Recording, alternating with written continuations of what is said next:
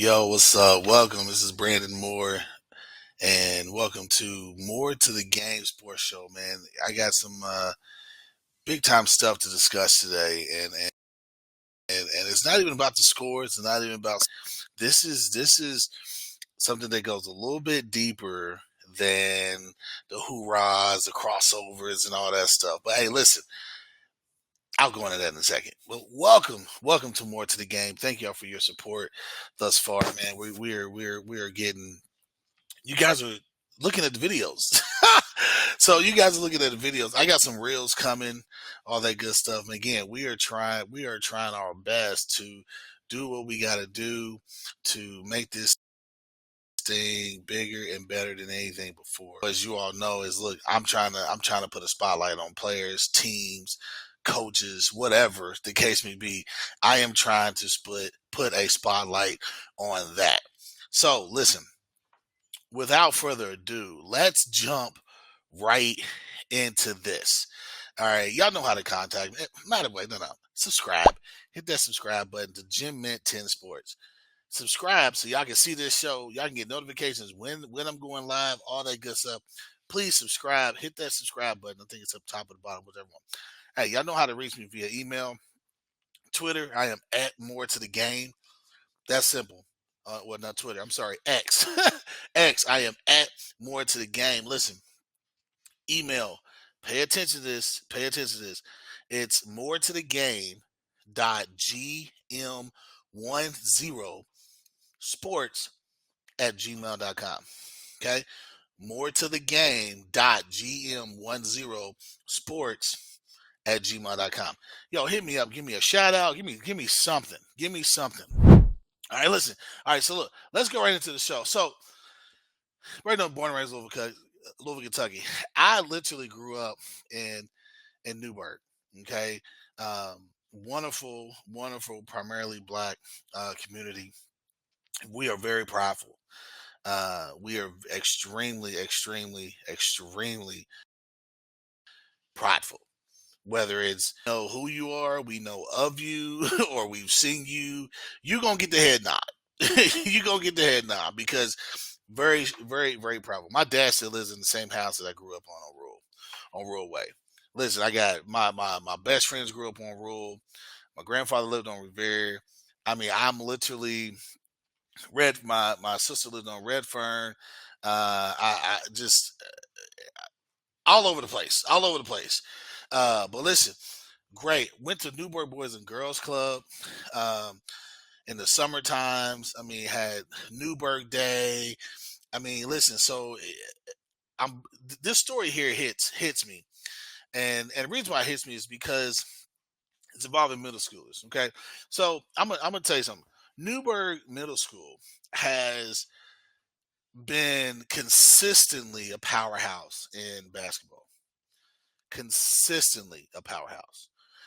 Even from when I was younger, and I will say this: when I coached at Myers Middle School, that was one team we had marked was Newburg, and I mean, they had talent. I mean, talent that was well coached. Again, a lot of pride, all that stuff. So this year is no different. And a couple associates of mine who I played high school basketball against and with all that stuff, they have kids that go to Newburg Middle. So a lot of times I keep up with them on Facebook, social media, in regards to their son's success. And one of them is little Sweeney, little Chucky Sweeney.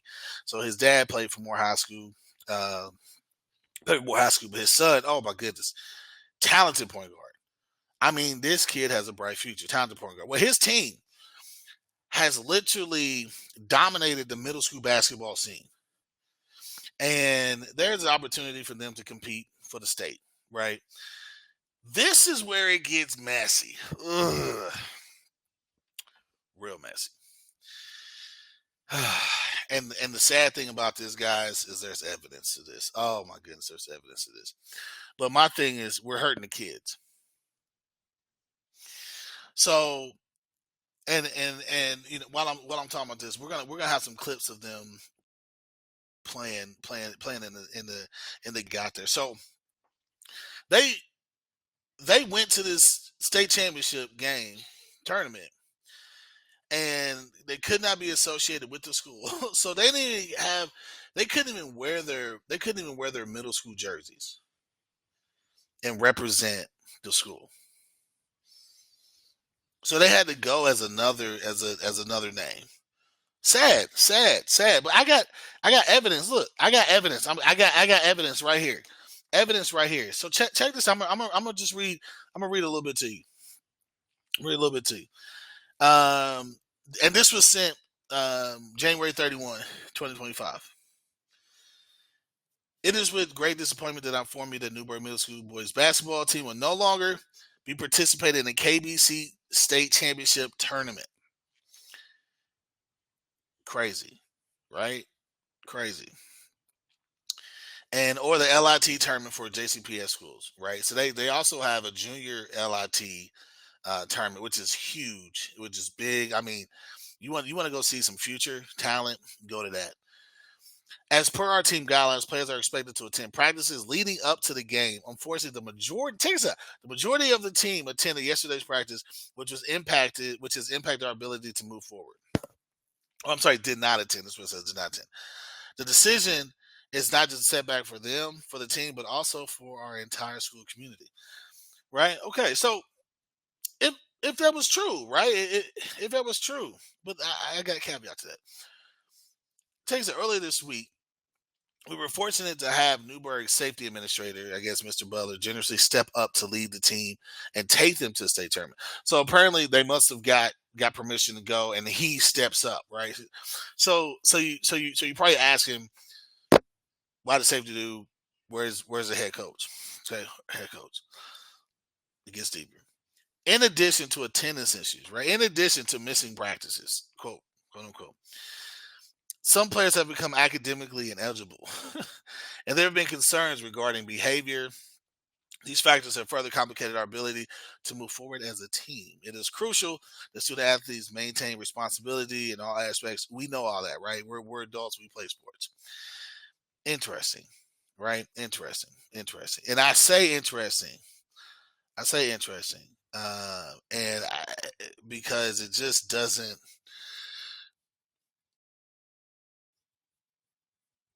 add up, right? They get this far. They get this far, and now it's like, hey, nope, can't play, can't play, can't play. So now check this.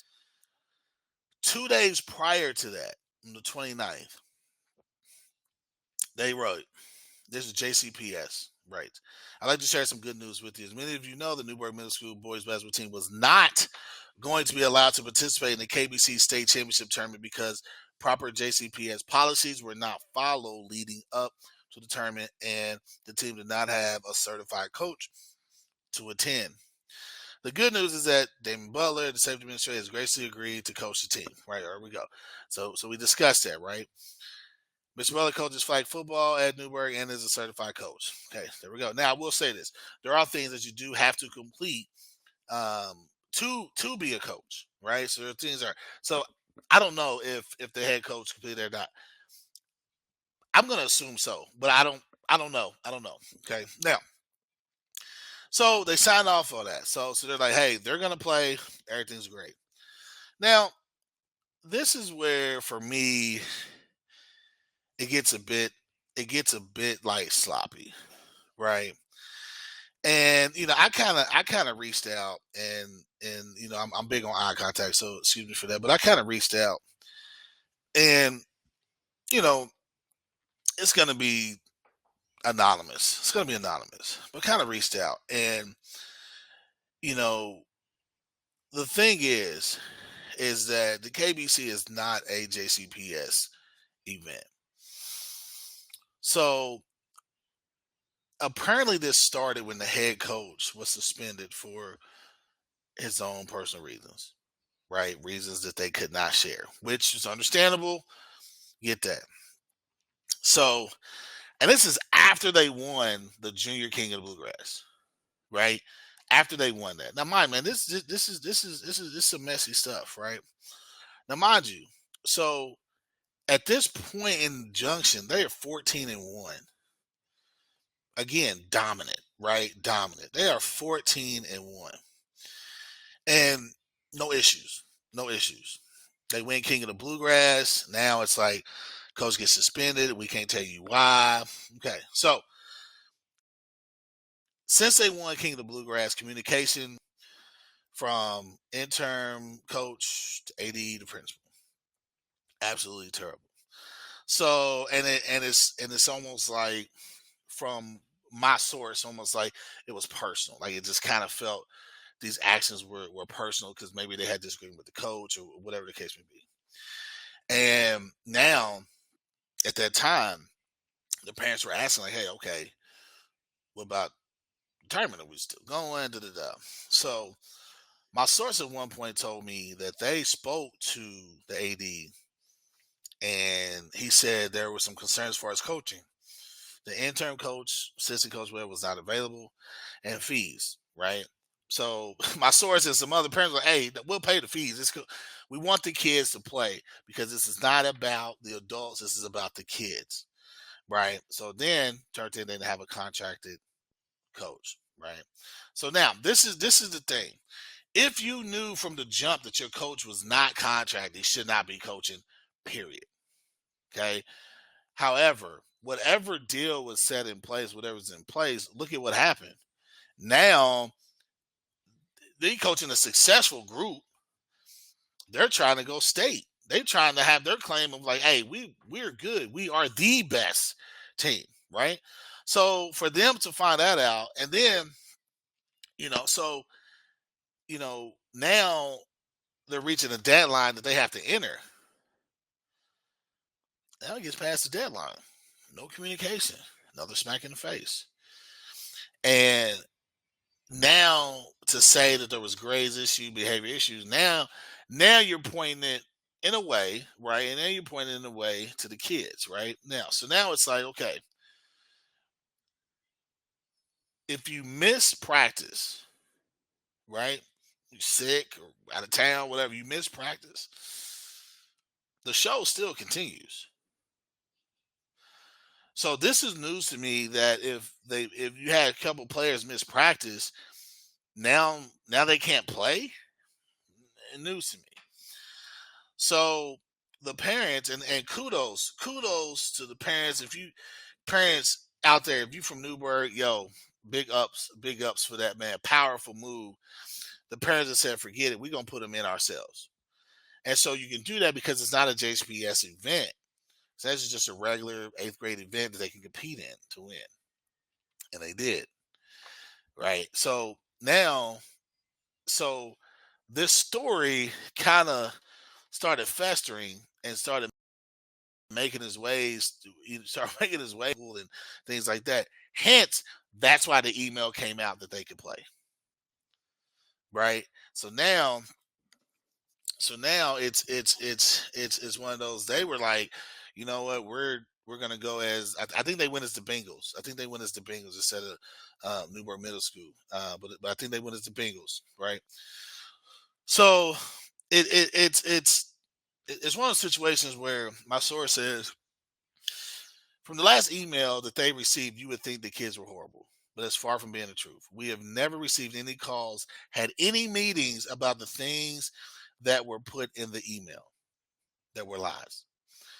Report cards had just come out, and my source's son, whoever, got honor roll, two other kids did.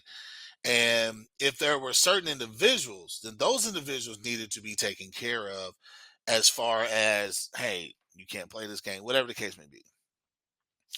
But to punish the entire team like they did, I think is a bit much. That's me personally. Me personally, I think it's a bit much. So, hey, I'm going to say this. Kudos to Newburg for winning the state championship. And again, we're going to have some clips. We're going to have some clips we're going to show here. But, and another thing is this, is that, it's tough, man, because sometimes the mistakes of adults impact kids the worst. We got to watch that. You feel me? We got to watch. Hey, that was huge story. Huge story, man. I've been watching this story for like the past week or so. Like, man, what is going on? And yeah, crazy. Give me your thoughts on that, man. What do y'all think? Is it, if you know more about the situation, even though it's over, but if I've said something that's wrong, anything, if you know more about the situation, please, hey, holler at me and let me know. Holler at me know. Hey, you know how to reach me on X and shoot me an email. So holler at me and let me know. But other than that, hey, way to represent Newburg. Way to represent. I appreciate it. Good job. All right. So now, listen. Let me turn the tables to this. The state of officiating. I got to take my sip. Hold on. The state of officiating. Oh my goodness.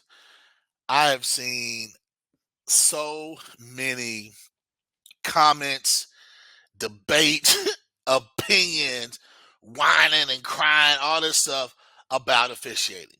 Okay. Now, let me preface this. I'm not an official. Have I officiated before? Yes. Did I realize quickly that it probably wasn't for me? Absolutely. But I will say this, being a coach for over 15 years, officials. I mean, I listen, I'll tell you a quick story. So I coached AAU. We were in the Prep Hoops finals, and it was up in Indianapolis. And there was a ref there, father son duo. And he was my son was checking into the game. And he happened to be from the mountains of Caucasus. He's a white ref. He called my son boy. Like, hey, boy, come here. Oh hell no. No. We're not going to do that. So I try to get the refs attention. Hey, come over here. Let me talk to you on how you're going to address my son. Why you address him like that? So needless to say, he got mad because they continued the game, and now I'm coaching, but I'm coaching at a more higher level because now I'm directing stuff at the officiating. Right now, my fault as a coach because I took it personal, but you're degrading my son by that. I can't have that, right? And you didn't want to have a discussion with me, so got upset. Whatever. So I've had officiated. I had officials. I've had refs that I have played with, played against, and was like, man, how you calling that? And that used to be your MO. Like it's hard because I'm gonna tell you, I think it's hard because coaches like myself, you do what you gotta do to study the game.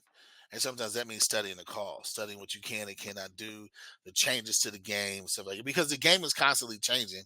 They're always adding something to the ref. Always adding a call, taking away a call, whatever. So it's hard, right? Now, I will say the past few years I've noticed, man, the officiating has gotten pretty bad.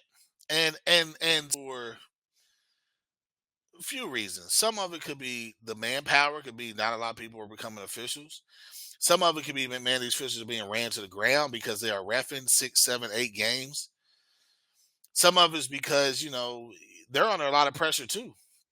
You know, I tell you a game I was watching this weekend. I went up to Indianapolis. My son plays for the homeschool Wildcats, Indy Wildcats up there, and they had a senior night. And they were playing another, I believe it was another homeschool or down there, charter school.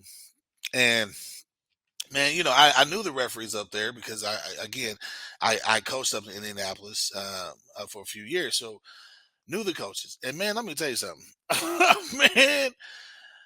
These parents were right on the line. They're right on the sideline, right on the sideline. And obviously, they were coaching from the sideline, but at the same time, they were a little too close to the ref, and they were animated to the T, animated to the T, to the ref. And so this ref has a lot of patience. Again, I know not a lot of patience, but I mean they were a little too close, and they just kept going and going and going. So he kindly was like, "Hey," he stopped the game. Met the coach. Obviously, you got to get them. They got to move, and the coach had to get involved, right? So again, but you have situations like that where a referee has to be able to defend himself, but has to be able to do his job. And to me, it is hard. To me, you have some officials who get nervous the bigger the game. Some officials who look at officiating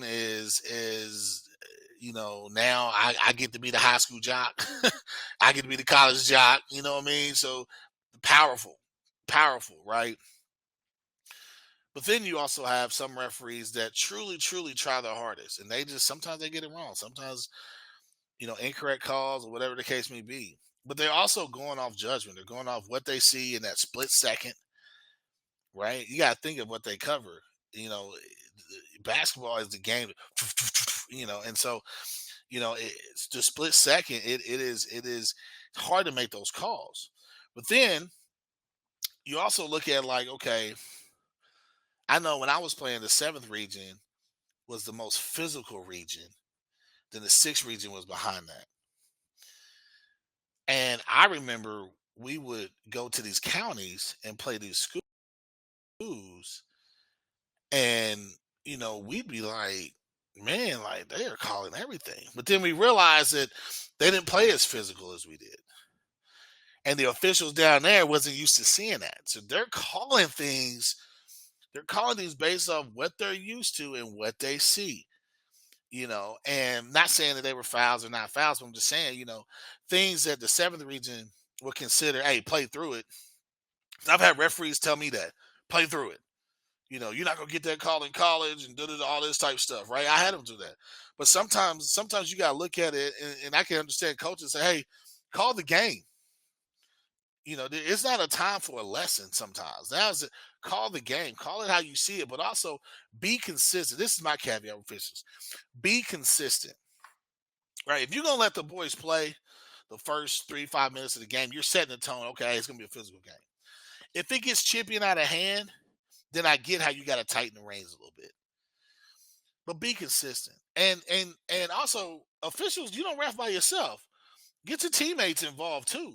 As far as like, hey, this is how we're gonna call the game. Now, I heard this weekend. The SEC, Southeastern Conference, who is loaded by the way, they are calling 3% more fouls than what they did previous years because of the physicality. Because of physicality. So with the I got some friends that are officials, and when I watch them officiate, or sometimes when I have them during the game, for me it's easy because I know what they're going to call because I've played with them, I've talked to them, I've watched them officiate, right? But what? Give me some of your opinions on officiating. Give me some of your opinions on officiating. Again, email it to me. Give me a shout out on Twitter. But hey, give me some of those. Give me some of those opinions on the state of officiating. Is it getting worse or is it getting better? I don't know. You tell me. You tell me. Hey, real quick. Next time I'll throw this in here, man. I had a dad ask me this. What if high school treated transfers the way college treated transfers? What are your thoughts on that? Like literally, what are your thoughts on that? What if high schools treated transfers the way college treated transfers? Right? What like should there be a high school transfer portal? I'm laughing, but man, it is some serious stuff, man. Because I'm gonna tell you, I know some players now. They're dual sport athletes, and they're good, and they're very good. But then they're at one school that says, hey, you can play both. But then when they are playing both and they're successful, they may miss out a little bit on the other sport, but then they get punished for it. So now these kids want to transfer. But then on top of that is these kids are moving schools in high, and I've never seen it. I've never seen it. I mean, I transferred. I'm guilty. I transferred once. I transferred for medical because I needed an opportunity to play. And where I currently was at was loaded, and I missed a couple years with heart surgery, all that stuff, and so I still was able to play high school, play college, play a little semi-pro, all that type of stuff. But I'm gonna tell you something. I did transfer, and there is a difference. There's a difference. It worked out for me, but there is a difference though. Transferring wasn't as easy as it is now, right? Indianapolis right is going on. Well, it's not really a case, but Cathedral High School, and I want to say it's Mount Vernon High School. So Mount Vernon High School has a couple players that transferred to Cathedral, and or were trying to one of them, and they were basketball players and wouldn't sign off on them, right? And because all it's for basketball, right? But then you kind of read into these stories. You're like, well, hold up, nah, not all because of basketball. Like there's some that needed to be addressed, and going to this school versus that school will help these young men out, right? Anyway, so what kind of rules and guidelines would you put on it? For me, it's like, man, if it's ultimately, sports is going to be the caveat, right? But what if it's something deeper than that? Like, are schools getting more and more petty because they're worried about losses and sales and student body and all that type stuff? Give me your 2 cents on that. I'm really curious. I'm really curious to know that. Give me your 2 cents on that. All right, because I think something's coming down the pipeline, because I think with all these rules that the NCAA is implementing, I think they're trying to keep kids in school, but at the same time with NIL, they're trying to get a double whammy, and now it's kind of trickling down to high school now. So hey, give me your thoughts on it. Hit me up on Twitter. Hit me up on email. Give me your thoughts. I know I was supposed to have a guest this week, man, but I had to change some things up. Next week, we're gonna have Butler's assistant coach Walter Hickman on as our first guest of more to the game sports show. Our first guest. Very very excited to talk to him about how Butler's doing, and you got to think these schools, they got about 4 or 5 more games left, right? In what they consider the regular season. So interesting. But listen, look at this clip. Look at this clip here. This is Josiah Johnson. More to the game. He is our more to the game spotlight. 2023, first seen this kid. He was born with no legs. And he made the Moore Middle School basketball team. And I'm gonna tell you something, man. Just watch this clip. It by far is beyond inspirational. I mean, even now, like I believe he's about 15, 16 years old right now. And I'm gonna tell you, he is. I've asked around, man. I've asked my little cousins. They know him, and he's such a good kid and a good light. I'm actually going to try to have him on as a guest to talk to him a little bit. I think that'd be pretty cool. But hey, Josiah Johnson, if you're watching this and you know him, please send this to him. Tell him to check it out, and tell him I'm gonna try to get in contact with him and see if he'll be a guest on our show. But he is our more to the game spotlight. Josiah Johnson, young man that was born with no legs, but was able to, through his heart, determination, God leading the way, was able to make his middle school basketball team. Man, that's something. Hey, listen, that's my time. Thank y'all for tuning in. And listen, next week I'm gonna have some coverage again. I'm going to be getting out there a couple days this week, trying to hit up some basketball games. That is the plan. I'm gonna try to. That is the plan. But yeah, we're diving into this thing. We are diving into this thing. I'm excited. You're excited. Hopefully, my sweatshirt will be ready. Hopefully it's gonna be ready. So I can start seeing the gear and all that. Sooner or later, we're gonna start talking about AAU, all that good stuff. I'm actually gonna have some players on here as well. Hey, thank you again. Subscribe wherever it is. Subscribe. Check my email, my Twitter. Follow the show, man, and share it beyond. I appreciate it. Hey, always remember there's more to the game. Peace.